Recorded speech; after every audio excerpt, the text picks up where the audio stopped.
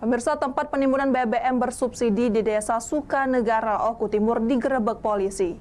Selain itu, petugas juga menangkap pelaku pengoplos minyak mentah yang disulap menjadi Pertalite. Penimbunan BBM bersubsidi kian marak terjadi di Kabupaten Oku Timur.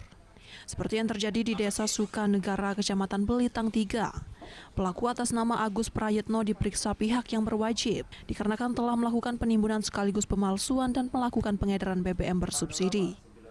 Pelaku mengakui semua perbuatannya yang telah melakukan pemalsuan BBM bersubsidi jenis Pertalite tersebut dan pelaku telah melancarkan aksinya selama 4 bulan terakhir. Pelaku dijerat dengan pasal 28 ayat 1 Undang-Undang Republik Indonesia nomor 22 tahun 2001 tentang minyak dan gas bumi dengan ancaman hukuman paling lama 6 tahun kurungan penjara.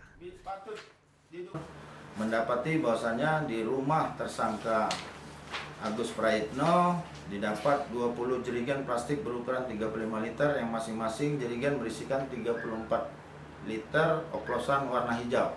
Jadi minyak tersebut telah diberi pewarna